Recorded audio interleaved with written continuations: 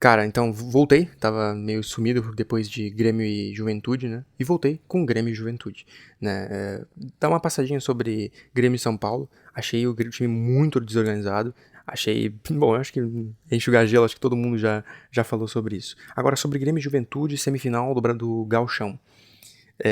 Eu vi melhor, vou ser bem sincero pra vocês, eu vi melhor, eu vi um time muito mais focado pra atacar, dando os passes mais objetivos, tentando fazer umas trocas, tentando criar alguma coisa ali de futebol, sabe? De passe, de troca, de triangulação. Eu senti isso no começo, no primeiro tempo, né? Uma evolução principalmente pro ataque, sabe? Mas eu senti ainda muito desentrosamento. Os jogadores não se conhecem, é um bagulho inacreditável passar um mês e pouco e eles ainda não conseguirem criar uma jogada onde todos os passes dão certo. Normalmente um passe sai truncado e aí alguém consegue ajustar a jogada ali no meio do caminho. Nunca é tudo limpo, sabe? Clara característica de um time que não se entende ainda, sabe? Que um não conhece o outro ainda. Só que já era pra conhecer, já dava pra tempo de conhecer, até porque esse time é quase o mesmo que estava aqui ano passado, é só o TT que não tava, o Carlos Vinícius já tava, o William também já tava, já dava para poder conhecer, e é complicado. Então, assim, é um time que tá com muita dificuldade ainda de criar essas linhas de passe. Aí quando esse coletivo não funciona, essas linhas de passe não funcionam, o individual tenta funcionar, né? A criatividade individual. E eu senti isso um pouco do TT, eu senti ele muito mais objetivo hoje, eu acho que as críticas da torcida de que ele é um ciscador, né? De que ele só fica ciscando e não ataca, mudou, ele tentou mais nesse jogo, ele até faz um gol, mas é algo mais diferente, ele tava quase como um 9 lá, mas ele faz algumas jogadas ali de ir pra linha de fundo e tentar uma jogada mais acentuada, eu achei isso interessante, mas ainda muito desligado, assim, ainda muito mal na marcação, no lance do gol ele tá envolvido também, então assim, falta um pouco de intensidade, eu acho, pro TT. Se ele tentar mais vezes as jogadas que ele tava tentando e deu certo ontem, eu acho que é o caminho para ele, sabe? E triangulação, linhas de passe entre ele, William e João Pedro, ou quem for jogar na lateral direita, porque o João Pedro voltou a jogar muito mal, ontem. Uh, Quando o Arthur não funciona, a criatividade do time do Grêmio morre. Eu até acho que ele não é um jogador tão criativo assim, de passes inesperados ou coisas do tipo, mas ele vai movimentando aquele meio-campo ali, e aí quando ele não funciona, o meio-campo não funciona. Ontem eu achei ele até normal, é um tipo de jogo que irrita quando não funciona, sabe? É um tipo de jogo que tu começa a olhar e falar assim, putz, tá irritando já, tá cansando essa jogada do Arthur de gira, falta. Gira, toma falta. Gira, toma falta. Ou passe para trás ou passe pro lado. Ele nunca dá um passe muito mais avançado. Mas normalmente ele faz umas jogadas ali. Eu senti, por exemplo, no jogo de São Paulo, que teve uma hora que ele se irritou com o meio campo morto do Grêmio. E aí ele começa a agir. E eu achei isso interessante, que ele tem esse ímpeto, que ele tem essa jogada. E ele é um cara de qualidade, só que ele precisa de um meio campo encaixado. Quando o meio campo está encaixado, ele consegue encontrar os passes mais interessantes, que não são passes para frente, para a linha de frente, são passes para o lado e para trás, mas são passes muito interessantes que vão dando liberdade para os outros jogadores, sabe? E ele vai chamando marcação, isso é muito interessante. Mas ontem eu achei ele bem mediano, bem fraco. Mas estava do lado do Dodge também. É muito complicado tu jogar futebol do lado do Dodge, mesmo que ele não tenha feito uma partida tão ruim. Mas, caralho, não dá pro Grêmio ter Dodge no meio campo, sabe? Vamos ver quando os argentinos entrarem. Infelizmente eles não vão estar no próximo jogo, porque é gauchão ainda também, então fica bem complicado. Daí o Grêmio faz o gol, né, com o TT, quase com o oportunismo do TT, né, quase como um 9. É muito interessante a jogada, o William ali aparece bem no cruzamento, mas eu acho que o William não funciona como meia, não funciona como meia, ele perde oportunidades claras de que o meia tem que ter o cacuete para dar um passe perfeito, sabe?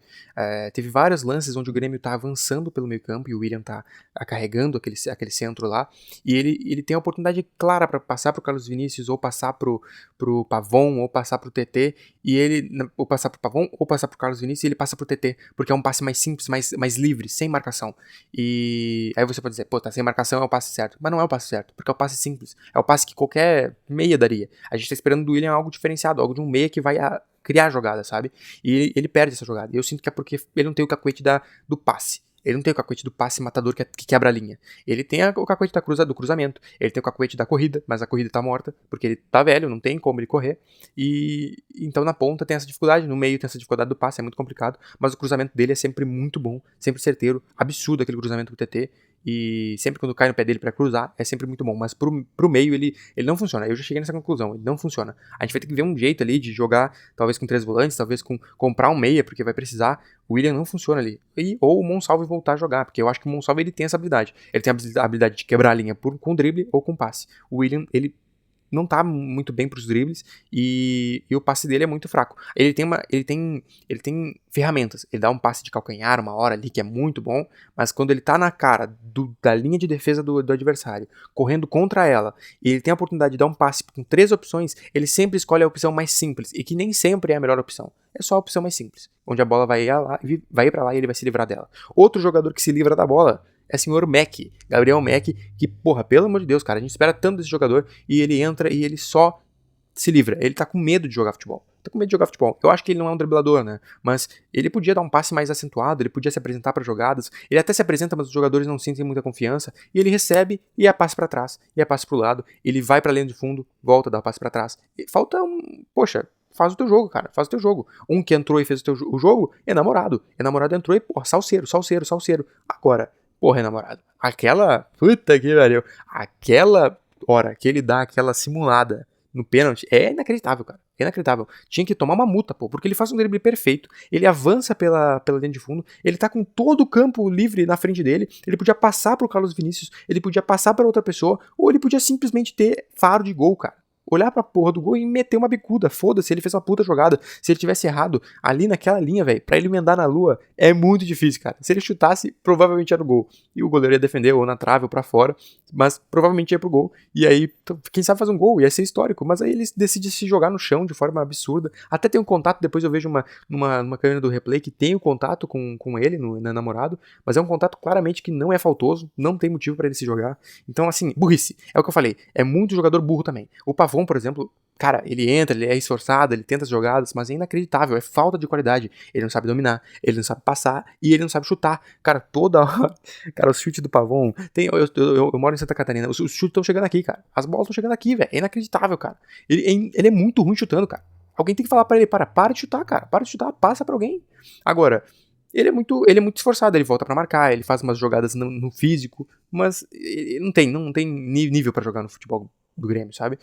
No futebol atual tem nível pra jogar, mas não pro Grêmio que a gente imagina. Acho que a Muzu, né, teve problema lá com a identificação e espero que volte logo, porque o cruzamento dele é muito bom e porque as botadas dele são muito boas também, as corridas dele. Foi isso, eu acho que o time tá evoluindo. Eu senti uma evolução clara do último jogo contra o Juventude, que foi o jogo que eu fiz no último vídeo, né? É claro que eu fiz vídeo de avanço do São Paulo, mas aí lá foi um caso à parte. E óbvio que a não vitória é muito complicada de deixar passar contra o Juventude na arena. Mas eu acho que o Gauchão tá aí pra testes mesmo, então tá tudo certo. Eu gostei das escolhas dele durante o jogo. Botou o Pavão na lateral, cara, muito foda, velho. Botou Mac, botou Jefinho, tacou o Pavão na lateral porque o JP simplesmente tá de brincadeira com o futebol, entendeu? E não tem quem colocar, vai colocar quem lá, cara?